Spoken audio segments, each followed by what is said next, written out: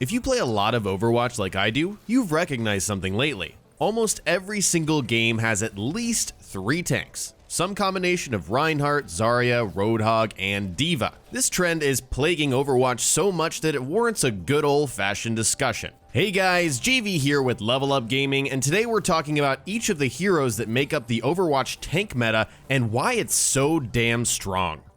Let's start off with our favorite Dorito-munching, salt-producing troll, D.Va. She was alright in the beginning of the game since launch back in May of 2016, and then she was pretty good. She was bumped back up in July when she had her defense matrix reworked, and I remember wondering, wow, D.Va seems pretty strong, I'm dying from her. Maybe I wasn't just that good at the game at the beginning, but she was pretty good after that change. November 15th rolled around, and D.Va got a very significant buff. Her ult, self-destruct, the cost of that ult decreased by 20%. Her mech health was increased from 100 to 200. That's just normal health, not armor health. And then her movement speed while firing was increased by 20%. So you have an easier ultimate to get to. You have more health and more mobility, all for a tank. The result is that the past month and a half since that November 15th update, D.Va has been an absolute monster. I mean, she dominates a lot of the games. If you're a competent D.Va, you can outclass a very good attacker or very good defender very easily in terms of dealing damage, in terms of damage done, eliminations,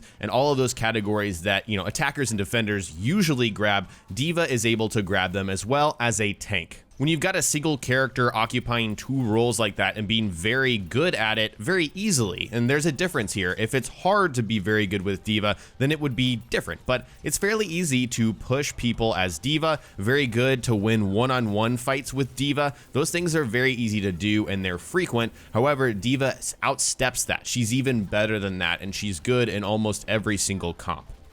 Moving on, let's talk about Roadhog. Easily one of the most frustrating heroes to play against, and overall, in my opinion, I think Roadhog is overpowered. He's an absolute monster in elimination. He is the first hero that I pick in every single elimination game. Why? Because he is easily one of the best in 1v1 situations. A lot of the time you can split players up in elimination, but we're talking more about 6v6. And I'll be honest, I'm salty. I hate getting hooked by an enemy Roadhog, but let's be honest about that as well. I think the hook is just overpowered. He can hook in one shot, kill 17 heroes in the game. 17! If you look at the hero roster, their health, and if you hook and get a successful shot off, you can one-shot 17 of the heroes on the roster. You won't find another hero, at least in the tank class, that can create picks as easily as Roadhog, let alone the entire game. And that's just my personal feelings. For the most part, Roadhog hasn't been changed a ton since release. There were some reports of his hook being changed a little bit, but I feel it's hit and miss as someone who plays Roadhog and gets killed by Roadhog. Sometimes you can hook people around corner,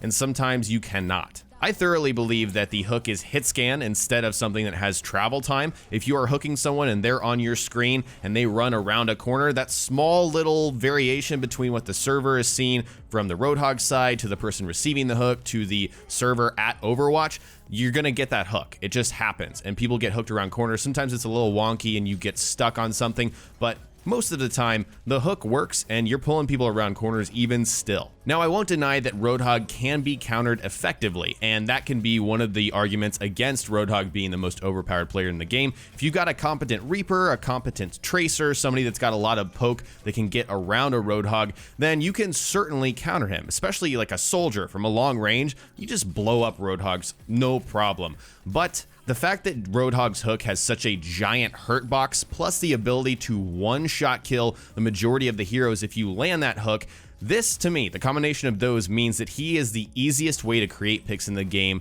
of any hero, attacker, defender, anyone that wants to deal damage and kill enemies. So I think that Roadhog needs some kind of reworking, maybe increasing the cooldown for the hook so we see a lower frequency of hooks. It's okay if he gets one-shot kills, but not if it's every 6 seconds with those hooks. It's just insane.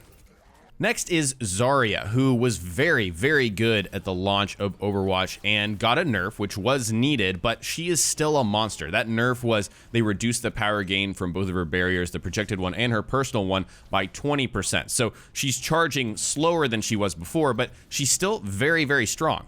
If you can pair a Zarya with, a competent Ana or some other competent support that can keep her up while she's still doing a ton of damage, a good Zarya can overwhelm another team, an enemy team, and they become the top priority. When you've got a Zarya who's rocking that 80 to 100 energy charge, and who's dealing a ton of damage to your team, you want to take out that Zarya as quickly as possible. And there's nothing wrong with that. There's nothing wrong with having, a character that can get up to a certain point where the enemy team has to prioritize them. But the fact that Zarya can compete with a lot of attacking and defending heroes for most damage in a good majority of games is a bit of a problem. I will say the nice thing about Zarya is there seems to be a significant skill gap. You will have bad Zaryas in your game that can't seem to keep up, that get killed too often. However, when you run into that really good Zarya that pairs with one of these other two tanks that are very, very good, then it becomes an issue. Zarya just overpowers everyone, overwhelms everyone, becomes that top priority. So I think that Zarya is okay in her current state, but she's bumped up from the fact that this current tank meta is so strong. When she's paired with a D.Va and a Roadhog, or a D.Va and a Reinhardt, or any combination of 3 or 4, man, Zarya is really a problem. Reinhardt also plays a role in this tank meta being so good, and personally I feel that Reinhardt feels like the only true tank in the game. It could just be the perception and the fact that a lot of people use Reinhardt because he's got his shield and he's in almost every single competitive match that you come into. He's just rock solid. You'll find him on most payload maps and comp, sometimes less or so on defense. People feel like they don't need a Reinhardt on defense, but sometimes it genuinely helps. Reinhardt hasn't had a lot of changes since launch. He is a rock solid character, and he's just a really, really good tank. I think he's become even more of a force since Ana came into the game, since before we only had one direct healer in Mercy, and she was pretty strong, but now Ana seems to out-heal Mercy in some situations, and she has a lot more versatility in different situations. I think beyond Reinhardt's ability to throw up a shield, he has this innate ability, this presence to have a team rally behind him and make a push or make a defense on a certain point. And so Reinhardt is just such a good tank,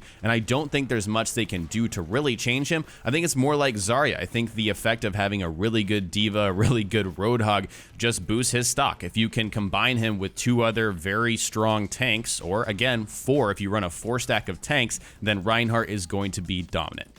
Let's take a moment to talk about Winston, and poor Winston. He's just not a solid enough tank all around, in my opinion. He's a great situational play in certain situations where you need a little more poke, you need to get behind enemy lines, really push and cause havoc, but there's not a lot of great Winstons. I think Winston has some great abilities, but a lot of the time when I see a Winston in competitive, I'm thinking, what are you doing? Are you just messing with me right now?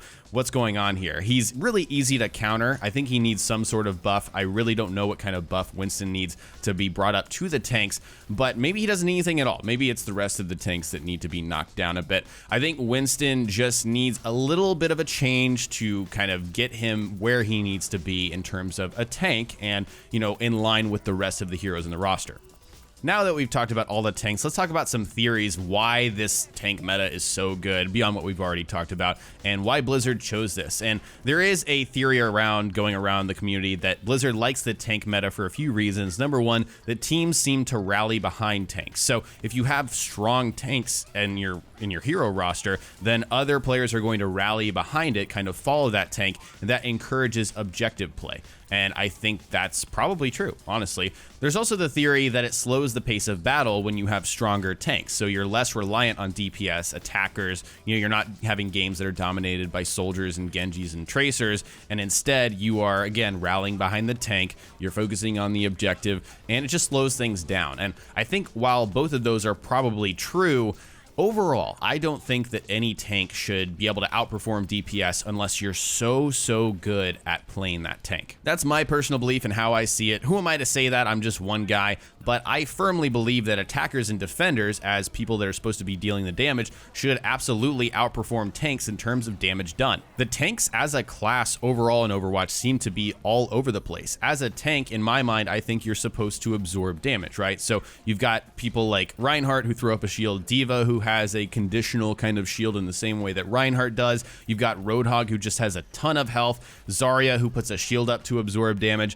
and Winston who's supposed to absorb damage. He's got a little more health health. He's got his barrier shield, which I think needs to be worked with. Maybe it has a longer duration or something like that. But, you know, they do absorb damage, but they also deal a ton of damage in return, especially when we're talking about D.Va, Roadhog with the one-shot kills, Zarya when she's charged up. It's crazy. So these tanks are fulfilling two roles. They're fulfilling the roles of damage, dealing a really good amount of damage, sometimes outpacing attackers and defenders, and they are tanking. They are absorbing a lot of damage in the ways that we just talked about. So essentially, when you're fulfilling two roles like that, you're just bullying other heroes, and it makes sense. Okay, well, I'm not doing great as a McCree right now. I'll just throw on D.Va, because you know why? She can tank and she can deal a ton of damage as well. Of course, in these ever-evolving games, there's always going to be a meta, so there's always going to be a certain strength. And I'm not saying that tanks shouldn't be favored, but I think they're favored for the wrong reasons. They're not favored because, oh, they can absorb this much damage.